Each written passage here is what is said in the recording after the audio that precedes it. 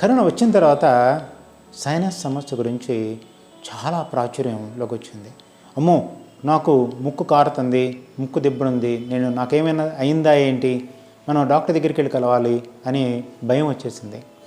ఎందుకు ఈ పేషెంట్ చచ్చిపోయాడు కరోనా వచ్చి అంటే మ్యూకోర్మైకోసిస్ అంట, ఏదో వైట్ ఫంగస్ అంట, ఎల్లో ఫంగస్ అంట, బ్లాక్ ఫంగస్ అంట. ఈ ఫంగస్లు కంటిని, మెదడుని, కంటి నరాన్ని తినేస్తున్నాయి. అంటే సైనస్లో నుంచి ఎగబాకి ఇవన్నీ తినేస్తుంది. సైనస్ సమస్య వల్లే, కరోనా వల్ల రోగగ్రస్తులందరూ కూడా సైనస్ సమస్య వల్లనే ఈ సమస్య వస్తుంది.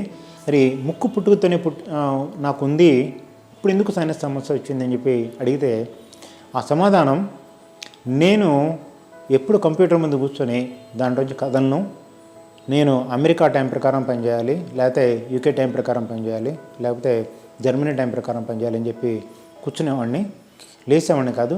అలా కూర్చోవటం, నిద్రపోవటం స్మోకింగ్ కంటే ప్రమాదకరమైంది అని చెప్పి ఇలా కూర్చునేవాళ్ళు, ఏసీ గదుల్లో పదే పదే ఎక్కువసేపు ఉండేవాళ్ళు, కదలకుండా ఉండేవాళ్ళు, వీళ్ళందరికీ సైనస్ సమస్య ఎక్కువ అవుతుంది. దానికి ఏం చేయాలి? వ్యాయామం చేయాలి. సరే, మీరు కూర్చొని ఒక గంట పని చేయాలనుకోండి, గంటలో 5-6 సార్లు బ్రేక్ తీసుకొని అంటే హాఫ్ మినిట్ ఇక్కడి నుంచి అక్కడ దాకా నడవండి, అక్కడి నుంచి ఇక్కడ దాకా నడవండి, మళ్ళీ వచ్చి కూర్చొని మళ్ళీ పని చేసుకోండి, మీకు ఎటువంటి సమస్యలు రావు. సైనస్ సమస్య రాకుండా ఉండాలి, దాని బారిన పడకూడదు. ఇప్పుడు కరోనా ఉన్న సమయంలో మ్యూకోర్మైకోసిస్ సమస్య మనకు రాకూడదు.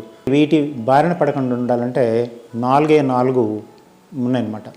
ఈ జాగ్రత్తలు తీసుకుంటే మీకు ఈ సైనస్ సమస్య రాకుండా ఉండదు. ఒకటి, బ్రీతింగ్ ఎక్సర్సైజెస్, శ్వాసకోశానికి సంబంధించినటువంటి కపాలభాతి కావచ్చు, ఏదైనా కావచ్చు. ఈ బ్రీతింగ్ ఎక్సర్సైజ్ చేయటం వల్ల మనకి ఈ సైనస్ గదులన్నీ, తర్వాత ఈ ఊపిరితిత్తులు కూడా, స్వరపేటికి కూడా ఇవన్నీ కూడా బాగుపడతాయి.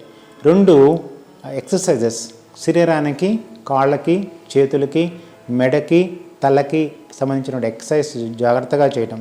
తర్వాత ఎప్పుడు కూడా చీకటి గదిలో, ఏసీ గదిలో ఉండకుండా చక్కగా సన్లైట్ పడేటువంటి గదుల్లో ఉండటం, తర్వాత సన్లైట్లో కాసేపు అటు ఇటు తిరగటం, మినిమం అరగంట మనం నడవగలిగితే శరీరంలో అన్ని రక్తనాళాలు వ్యాకోచించి దాంట్లో ఉండేటువంటి మలినాలన్నీ కూడా చర్మం ద్వారా విసర్జించబడతాయి అన్నమాట.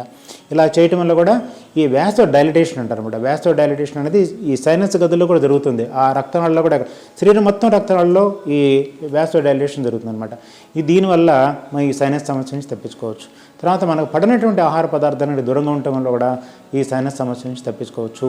ముక్కు దిబ్బడ, జలుబు, ఎలర్జీ, ఇంట్లో గృహ చిట్కాలు, ఆవిరి పీల్చుకోవడం, నీళ్లు కాసి దాంట్లో పసుపు వేసి ఆవిరి పీల్చుకోవడం చేశారనుకోండి, ఉట్టి ఆవిరి పీల్చుకున్నారనుకోండి, దానివల్ల కూడా ఈ ముక్కు దిబ్బడ పోతుంది.